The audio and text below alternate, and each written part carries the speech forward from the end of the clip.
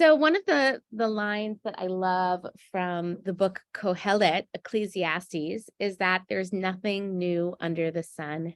It's very helpful to remember this, in particular, as I think about, so many things that we celebrate and rhythms that we move through in the Jewish year and themes of our lives that get mentioned in sort of the secular world and even the non-Jewish world. We have it all in Judaism, most of it anyway. And among those things is we actually have our own indigenous Earth Day. So some of you are already familiar with Bish'vat, but I'm hoping that this will enrich your understanding of Bish'vat and hopefully empower you to think about how you want to celebrate it in your own life, in your own family. And there's not only one way to do that. So as we're going to see, the Bish'vat Seder itself is really a Kabbalistic innovation. So, hey, Steve. So the 14th century, approximately, it became a thing. Hi, welcome. Are you joining us? Great. No. Okay, Steve LaSalle is joining us. We're doing this kind of hybrid Zoom everything. Okay, so good to see you. So there are really so many ways that this holiday can be adapted. So I'm just going to move through some of the things that we have here on the screen, but please, just jump in at any time if you have questions. This is not intended to be a lecture by any means. So absolutely ask questions, share your thoughts, throw your ideas out there for others to consider. You will inevitably have ideas that I've never considered before, and that will just enrich all of our experience. So the first thing to say, just from a really practical perspective, is that Bish'vat this year falls on the evening of February 5th into February 6th.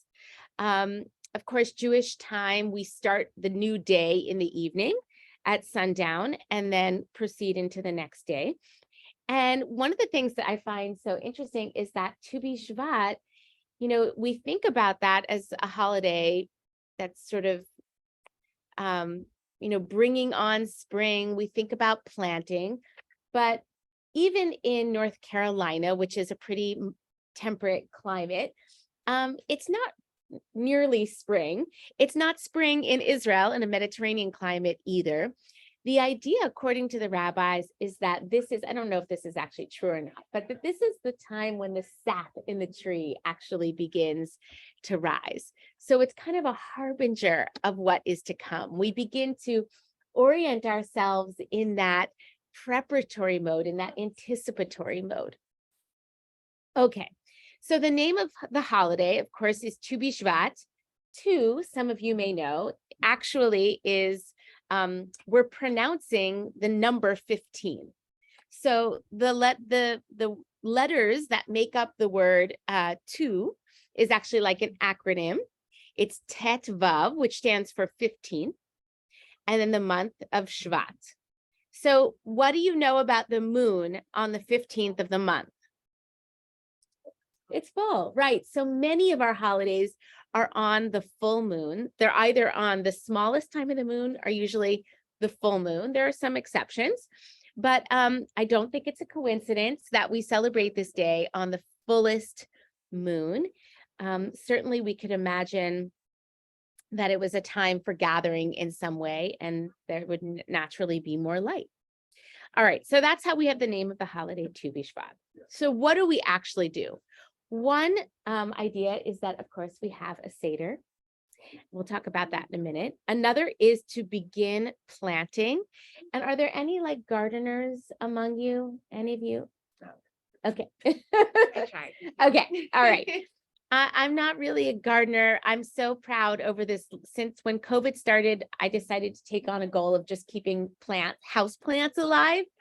And so far, so good. I don't know if I just picked some really sturdy plants, but so far, so good. So I'm thinking that I might become a planter. Oh, so great. Carissa says, we did parsley last year. Yay. I love that. On the gardening front, though. Yes.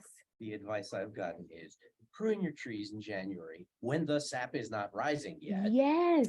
so that when they start to grow, they will not be confused and not put energy in the wrong direction and the rest. So that makes a lot of sense with me. Awesome. I was going to say, hopefully one of you knows the details. Steve does, but I have been told by gardeners that there is some intrinsic wisdom here in terms of the preparatory stages leading up to Tu B'Shvat and then kind of beginning to get your plantings ready for spring.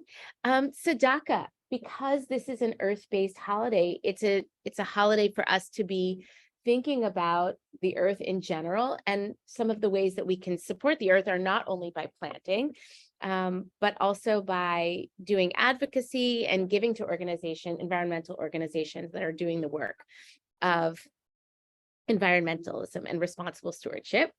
And then tikkun olam, repair of the world, which is sort of a constant theme within Judaism.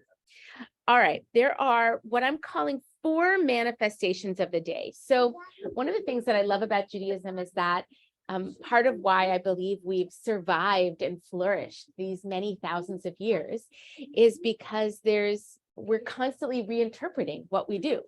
There was a time when, for example, our community was completely agrarian, completely agriculturally based. As we became a more urban people, we had to adapt our traditions. So unfortunately, we've lost touch with the earth in many ways, but it also means that we've been adaptive. So this is just another example about how Tu B'Shvat itself has gone through numerous iterations. So the very first sort of version of Tu B'Shvat, it's a rabbinic invention. It was a rabbinic holiday. It doesn't show up in the Bible, or it doesn't show up in the Torah for sure. It shows up in rabbinic texts. So the rabbis of the Mishnah and the Talmud, we're talking about 2,000 years ago. And they created this day essentially as a tax day.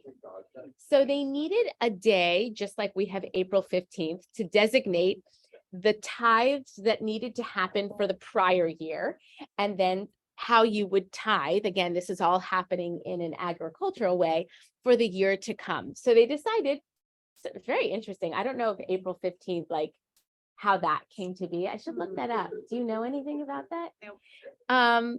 I wonder if there's some connection just being the 15th of the month, but who knows? So it's essentially a tax day. The second version of the Tu B'Shvat really emerged from the Kabbalists. The Kabbalists understood in the 14th century. So imagine like a whole 1,000 years later, like people, this whole tax day thing is actually not very inspiring. And we know that the tax day invites us to think about the earth, because in ancient times, that was how money and currency sort of was passed primarily. But this is not spiritually uplifting. And so the Kabbalah said, let's get back into the earth in a new way and discover sort of the mystical sparks that are buried within the fruit of the earth. So that was really an invention of Isaac Luria, the Ari, and all the way, between the 14th, 15th, 16th century. Okay. Then we have the Tu B'Shvat of the Zionists. Okay, so perhaps the mystical understanding of Tu B'Shvat built momentum in a certain part of the Jewish world, but hadn't really inspired the fact that there were Jews resettling the land of Israel after thousands of years in exile. Like, if you could think of it makes so much sense. Like this holiday that celebrates the earth and the land, we're now back in our land. So let's make a connection and a bridge between this ancient holiday and the fact that we're actually here cultivating the land again in an intentional way. So that's end of the 19th century and into the 20th century.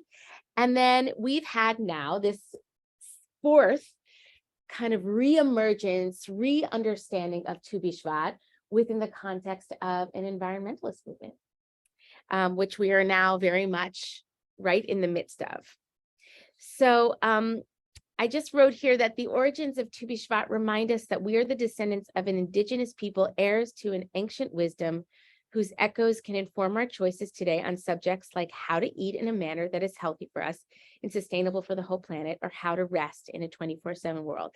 So it's just endless, in terms of how we can think about this holiday applying to our lives. And one of the pieces of wisdom that I received from Rabbi Alan Liu of blessed memory, especially when you're learning about something that can feel overwhelming or you want to take on a new practice, is like, just take one part, So it might be the one part is thinking about, using that day to eat in a particularly mindful way, or to rest, which is also one of the things we learn from planting, is to let things lie fallow. So it could just be one thing.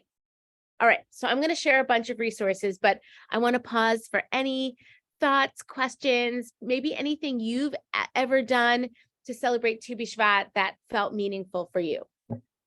And I'll just continue to look back and forth between the Zoom screen. Yeah, we did. We get the United or Days United boxes, and so there's a Tu B'Shvat box, Oh, that's and awesome. one of them was to plant parsley in preparation for Passover. Yeah, Which is so great. And did it grow? and no, Okay. I kept it. It was like in a Oh, winter. like a No, tiny it was sad. It was really sad. Oh. But that was one thing, and then there was a Seder included, and I don't remember the foods and stuff that were involved, but it did take a more like holistic approach to the different foods and like what they could Yes. represent, or like what you can say about the way you have transformed your blooming. Beautiful, beautiful. Yeah, I love the idea of using the earth, just all the metaphors of how you till the soil, how you plant the seeds, how the seed in some ways actually has to go through its own death in order to break open for something to germinate and grow. I mean, there's just so many metaphors for our own spiritual growth that we can use.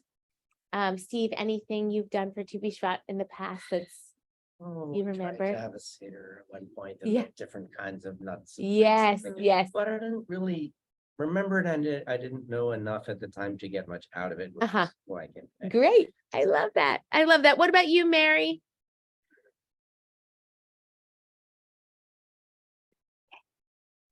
Yeah, I haven't practiced celebrating Tu B'Shvat, but this year I'm inviting friends over, and we're using a PJ Library Seder Haggadah.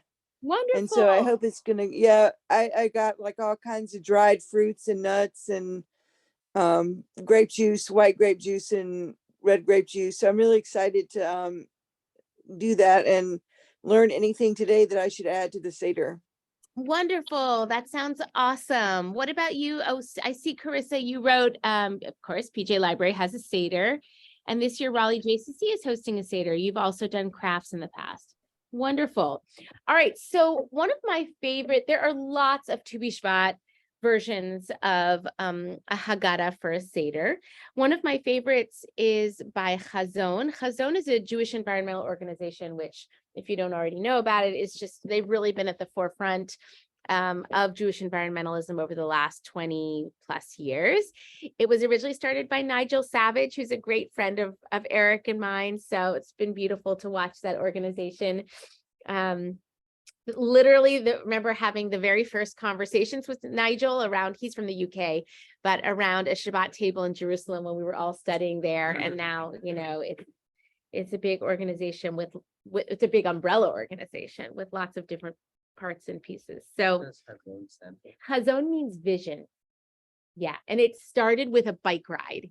He had this idea of, we're going to bike and we're going to raise money, Jews on bikes, to take different kinds of bike trips. And we're going to raise money for Jewish environmental organizations. And it's just, grown and grown since then, which is so cool.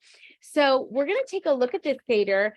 I'll scroll. Oh, you know what? It's not actually attached here, but let me get to the link. Okay, hang tight, friends.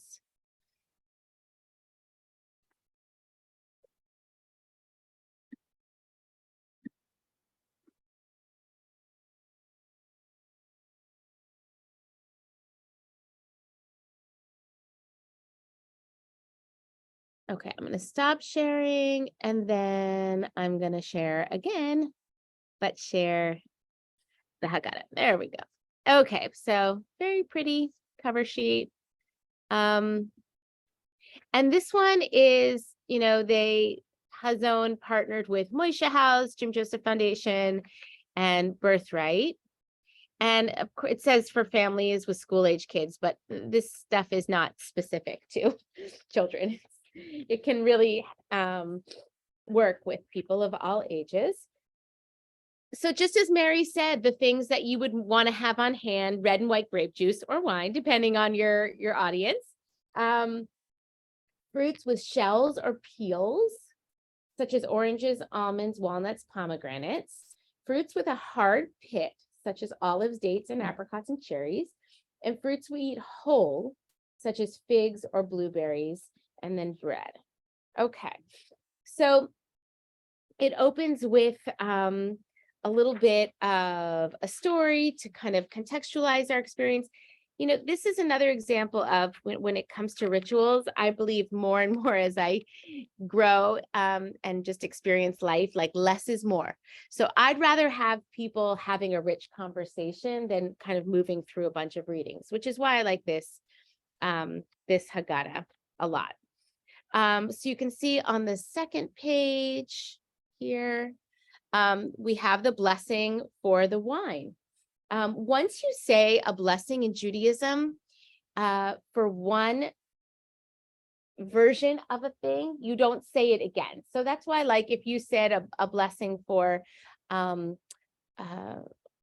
you're eating an apple and you said Borei Priya eights for the apple, if you then went on and had an orange, it would sort of be inclusive of that. So once you say the blessing for wine, you've said that for all the different wine or juice that you're going to have at the Seder.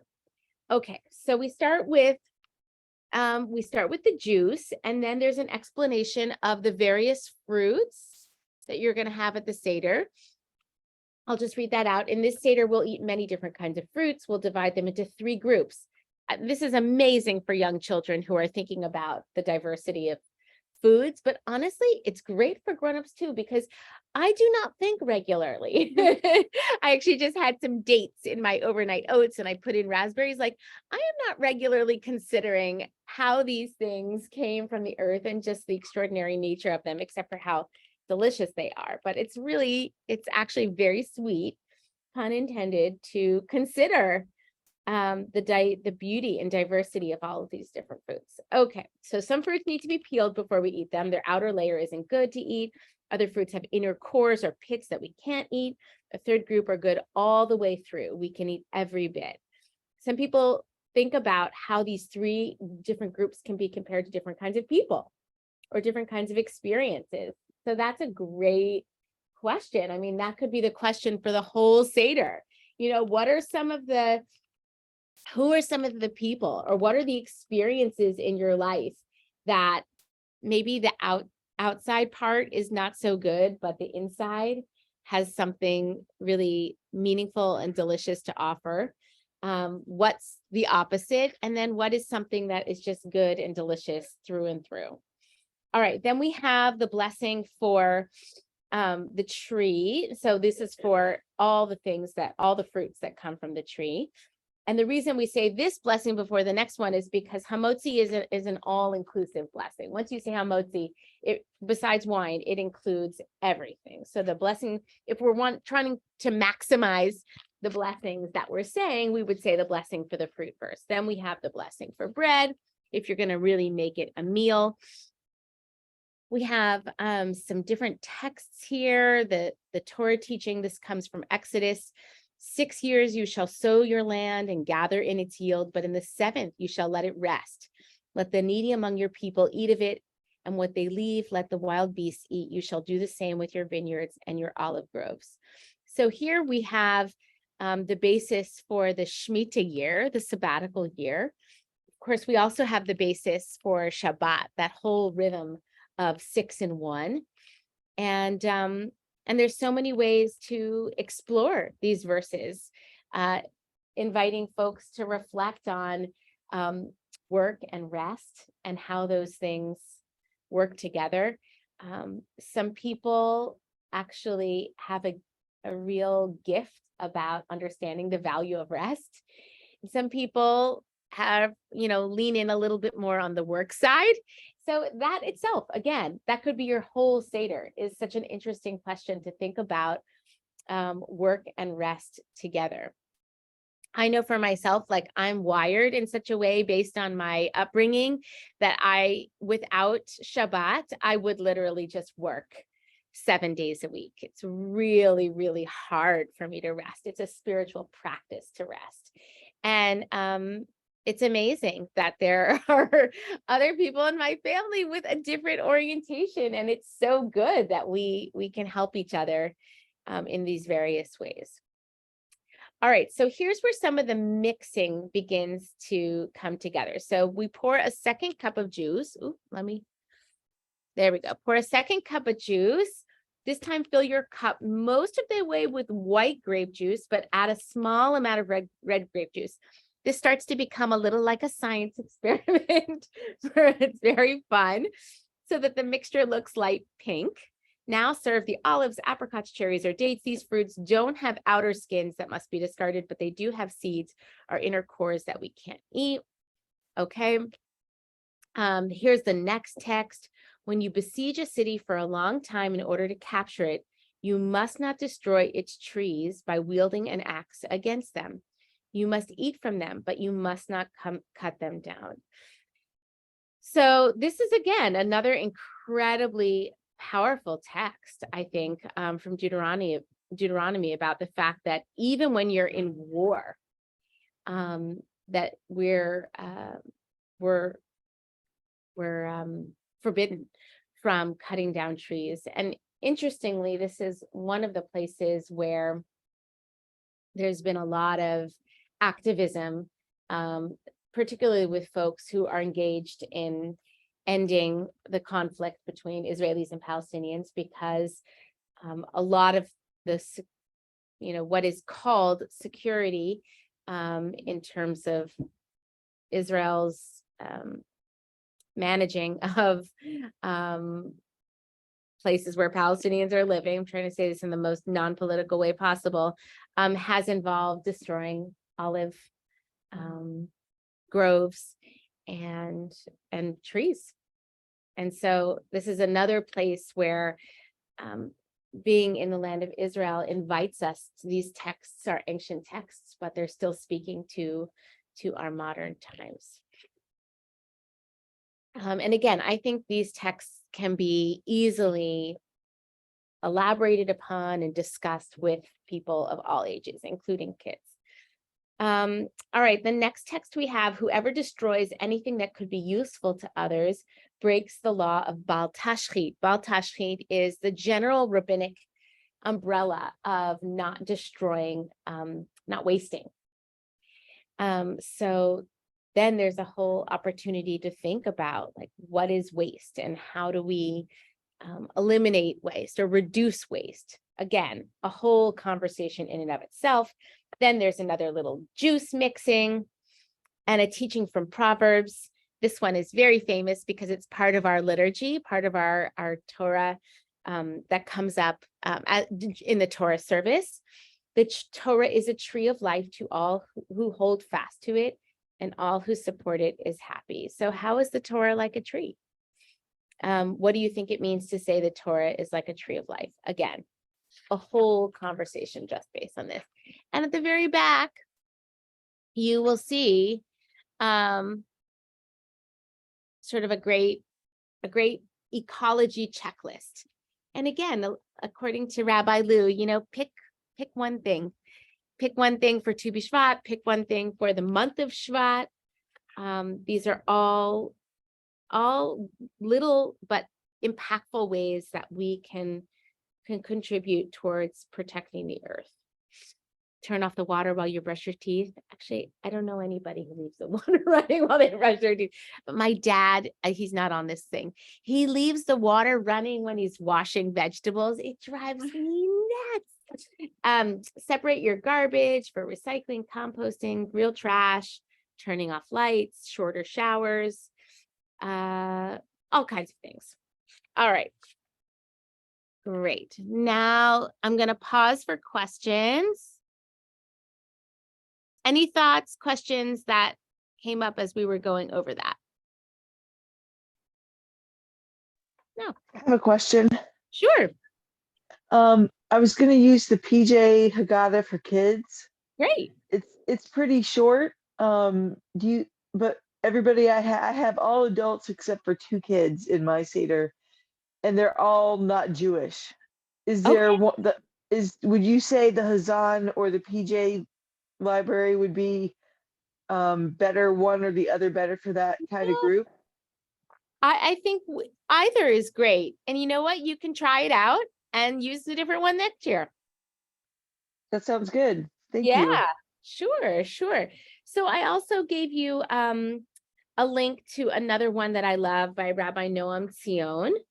And then there's another great TED Talk, which I think is, again, super fascinating for kids, but for grownups too. There are whole books now written about this. I find it endlessly fascinating, but it's about how trees speak to each other underground. I don't know if you've probably heard about it on some level or even intuit it. But now there's a lot more understanding scientifically about how trees actually communicate underground, and not only trees like, for example, aspen trees, which are all part of one organism. Yes, of course, it's sort of one united entity, even though we see it as separate trees above ground. But other trees of diverse species actually speaking to one another through fungi and other connections beneath the surface of the earth. Carissa.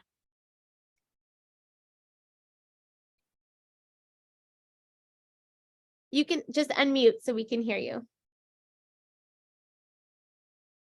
That could be an old hand. Let's see. Are you there, Carissa? Okay.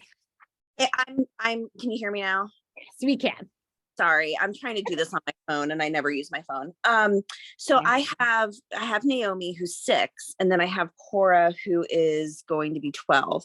And we were going to have a Seder and invite friends from both age groups. Any recommendations to keep it simple for a 6-year-old, but interesting enough to engage a 12-year-old? I love that question. And in many ways, that's applicable to the Passover Seder as well. I think that, some of these questions, and I'm going to share a couple more texts, but some of the texts and questions that came up in the Haggadah that we just looked at together, what's so great is that they really lend themselves to responses at varying levels of sophistication. And so just making space for younger folks to respond in the ways that they would respond. And then, having more sophisticated responses from the older kids at the table, like they're going to each enrich each other because there will be things that the older ones overlook and there will be things that the younger ones hadn't considered. So I think these kind of really open-ended questions are just a great way for people to enter in as they're able. Okay, that makes sense. Thanks. Yeah, sure. And, in the same way that Passover, like food is just such a great educational tool. So most people like to eat. This is an interesting way to eat because everything has a symbolic quality, and it is inviting us to be curious about a food and to be mindful about the eating experience. And again, that's enriching at literally every age of the lifespan. What I loved at the Passover Seder last year at Beth Meyer was we sat with Lauren Griffiths and we had a great time. Yeah. And our younger kids were wild. And I thought, oh my gosh, just sit down and let's just, Yeah. we were just getting to know everyone. She's like, nope, we meet our kids where they are. And so there was like a little clan of like wild kids in the corner, and they just were who they were, and then the parents could just relax. So just kind of letting them be who they are was a really good lesson. Yes. So the idea Seder, the word Seder literally means order. And like so many things in Judaism, and of course, this is not unique to Judaism. I think about this in many other spiritual practices as well. There's an order, there's a container, there's a frame. And we need that sense of what we call keva, those fixed pieces, in order for us to fill it with kavanah, with the spontaneous, with the natural, with the organic, with what is coming up in the moment. And it's really that interplay that makes for a great ritual. And as kids have more, hopefully, increasing self-control, I was thinking about this actually Friday night. So Eric was away this Shabbat. He did a wedding for an adult child of a congregant last night in New York. And I just had 2 boys home for Shabbat dinner with me, which I can't remember the last time we were in that family configuration.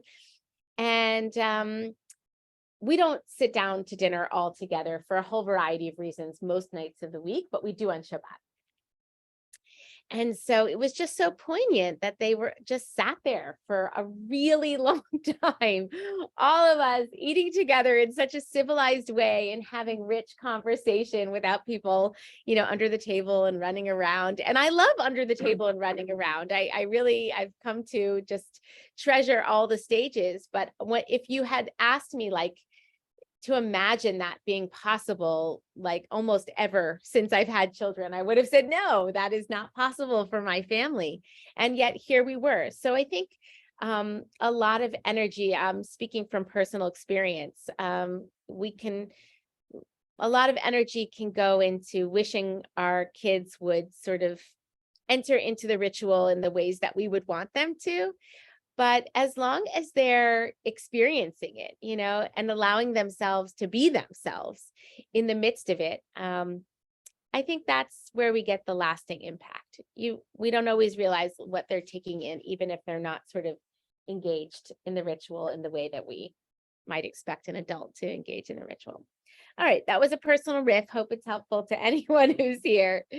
All right, I'm going to share a couple other texts that I think are super inspiring and could be part of a Tu Bish'vat conversation. And again, even if you don't have a Seder, even if you bring one of these texts to your dinner table on Tu Bish'vat, even if you take one of these texts and use it as spiritual inspiration for your morning prayer, if you have a morning prayer practice, or if you take a mindful walk and take one of these texts with you for contemplation, it doesn't have to be a whole big to do. Although, Mary, I love that you've already got a plan and you've got guests coming. That's wonderful. Some years I make that happen and some years I don't, but these are all possibilities. So if you take a look on the sources, I'm going to scroll down, and I really do love this TED Talk. So just something else to consider. When God led Adam around the Garden of Eden, God said, "Look at my work. See how beautiful they are. How excellent. For your sake, I created them all. See to it that you do not spoil or destroy my world, for if you do, there will be no one to repair it after you." So this midrash is about 1,500 years old. This was long before we understood climate change, and yet our ancestors understood that it's upon us to preserve the earth. So we could think about together, how are you experiencing the tension between the gift of our creation, this is for our benefit, and the responsibility to protect it? How does this text bring us into a conversation about how we experience the present moment, and how do we prepare for the future? That's a question that we can use the stewardship of the earth to springboard into something even wider and more expansive. And a great example, for your question, Carissa, of how do you take a question and teach it and invite conversation around it at different levels of understanding and sophistication. Okay, so the next one I have here is the Tree of Life text, which we saw in the Seder, so I'll skip over that.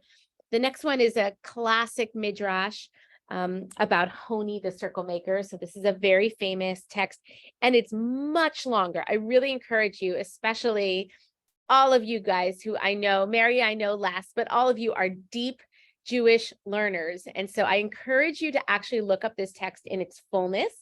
It is a very long story with, what's the story in, like, I don't know if it's American lore, but Rip Van Winkle. Am I getting that? Okay. So it's often referred to as sort of the Jewish Rip Van Winkle, ancient Jewish Rip Van Winkle story.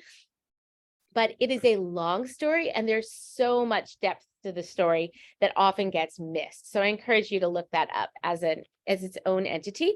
But the part that often gets repeated is this. Rabbi Yochanan said, one day, Honi, the circle maker, was walking on the road, and he saw a man planting a carob tree. Honi asked the man, how long will it take for this tree to bear fruit? The man replied, 70 years. And of course, in Judaism, 70, multiples of 7 is a symbolic number, which means a whole long time. Honi asked, are you quite sure you will live another 70 years to eat its fruit? The man replied, I myself found fully grown carob trees in the world. As my forebears planted for me, so am I planting for my children. So I wrote here, this is a text about planting literal seeds and protecting the earth for the next generation. It's also about planting figurative seeds. What are those seeds? Who planted seeds for you? How have those seeds borne fruit in your own life? And so too, you could think about, what are the seeds you want to plant for the generation 70 years from now? So even just that one question, I think, again, another fruitful pun, but would be a fruitful conversation, a Bish'vat pun. Okay. Other ideas, just other fun things that you could do to keep your Bish'vat meaningful. Have a vegetarian dinner if you're not typically vegetarian. Have a mindful dinner. Mindful dinner could be just to talk about the experience of the eating of the food, or it could truly be a silent meal. I'm about to head out on silent retreat, not this week, but next week. It's my first silent retreat since COVID. And I was for about 5 years in the practice of going on 2 silent retreats a year. So I really miss that. And one of the things that I find so impactful about my silent retreats are eating silently. And it can just be a really, really deep experience. Maybe very, very, very hard for some children. Also not easy for grown-ups. So you'll have to think about maybe doing that on your own if you have children, but it's something to consider. Have it Tzedakah night. There are a lot of organizations that do amazing Jewish environmental work. Hazon, of course, I mentioned. Dayenu is a newer organization, also founded by a friend of mine, Rabbi Jenny Solomon. So it's a DC-based, New York and DC-based Jewish advocacy organization, really doing political lobbying for environmentalism. And then Mazon, which has always been rooted in issues of hunger and poverty and food, but also around eliminating waste. Planting, as I said, literal and figurative. Take a mindful walk outside, hug a tree. One year I went on a run and I did like tree hugging because that's not something I'd ever done before. It felt very silly, but it was so fun. It was so fun. I do also think, and I could be getting this wrong, but I think there's, some indigenous, not to Judaism, but of Native Americans around listening to trees and speaking to trees. And if I'm wrong, there should be, because the whole, like forest bathing. Yes, forest bathing. Yes, yes. Somebody just told me that they were gathering to do forest bathing. So I'm assuming that means kind of taking a mindful walk in the forest. Yeah. Conscious of the ecosystem around you. Yeah. Feeling, yeah. Yes, I love that. Let's see, let me look at the chat. Carissa, will you send us this info? Yes, I'm going to send it right after we get off. I will send you all these things. So I hope this is like just some good inspiration to think about how you can take the themes of this holiday and bring them to life in your own life, in your own family, in your own community. And I love this example of how Tu Bishvat has gone through these 4 iterations within Jewish life. And I think we really become part of another link in that chain of creativity when we just figure out year to year, how can we make this holiday meaningful for us? You know, what was once literally tax day, how do we bring it to life in our world? Steve. So another aspect I'm thinking of is connection to Israel. One of the things I've always liked about living in North Carolina is we're at the same latitude as Israel. Yes. So the seasonal holidays make sense as opposed to, you know, if you're in Vermont, the trees are not budding right now. Right. And at Sukkot, you know, it's already freezing out. Yeah. You don't want to sit in the sun. Not to mention the Southern Hemisphere. Right, well, right. And then I was talking with Pilar about this, who the first 3/4 of her life lived first in the Southern Hemisphere and then in the tropics, where there's not a season of the trees either. Yes. But just as we pray for rain when Israel needs rain, Mm. we can talk about how this is what's happening in Israel. And here are some foods and fruits from Israel. You know, Yeah. until recently, you really didn't get dates and pomegranates here. That's right. And I'm sure there are some others that I'm not thinking of off the top of my head. But we can use that in a conscious and perhaps vocalized way Yes. to emphasize the connection. Oh, I love that, Steve. So it's another way that we can build a conscious bridge between ourselves and between the land of Israel, what grows there, what they're moving through weather-wise. And, you know, even beyond that, like what a powerful lesson to think about. This is what's growing, and this is what the temperature is like, and the earth is like here. But to be mindful, to be connected to the fact that it feels very different in other places in the world.